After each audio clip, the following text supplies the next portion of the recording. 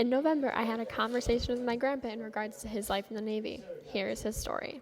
When he was 17 years old, he enlisted into the Navy to become an electrician.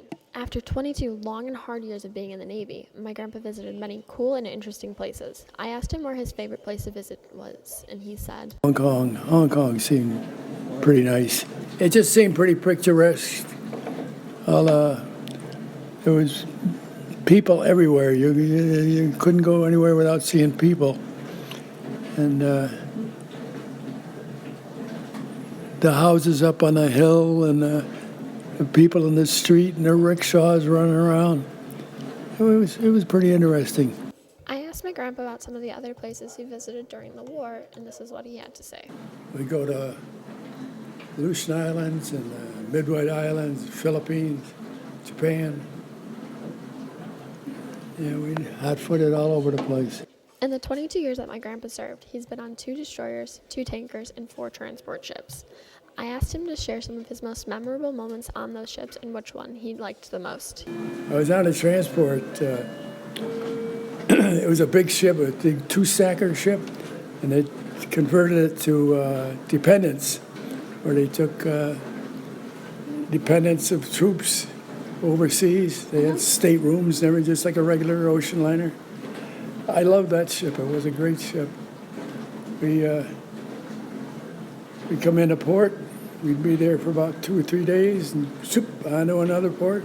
Keep moving all the time. It was just great. And then the Korean War broke out. They converted it. They didn't convert it back, but they used it as a troop ship again. And that's when we went to the invasion of Incheon. And then we came back and then went to the shipyard to get converted, and they transferred me. That's when I went to ADAC.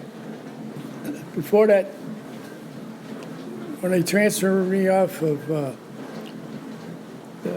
Butler, the transport, they transferred me 7 times in 2 weeks.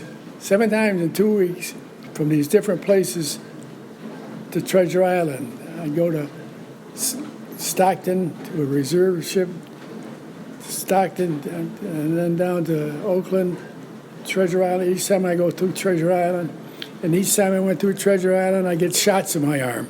They'd give me a card saying I have shots, and then I'd show this card to them, and they never mind. They'd give me bang both arms.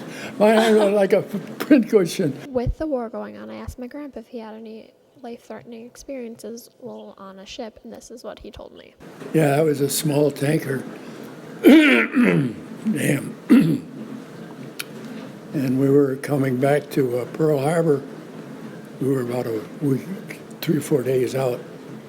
And we went through this atomic cloud. They dropped a bomb, and the cloud got away from them, and we drifted right through. We went right through it.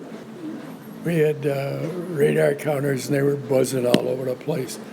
So we got into Pearl Harbor, and they quarantined us right away. They put us in a special part, and they built a fence all around, a fence and all this, so that they had to go through this fence to the guard to get to. They took all our clothes and just about everything that was cloth. Give us a new sea bag, and we had to go to get on the ship. We had to go through this decontamination center and get undressed and put on these coveralls, work on the ship, and then we come back out and take the covers off, shower, and put our clothes on, and they go to this barge they had for us to sleep on. And that lasted about a month. After this, he told me about the time his ship got shot at and his entire crew had to go below deck. They'd pop their heads up ever so often, and they would have to rush back down again because they were afraid they'd get hit by a bullet. These are only a few of the stories that he has told me, and hopefully over time I'll be able to find out some more about his life in the Navy.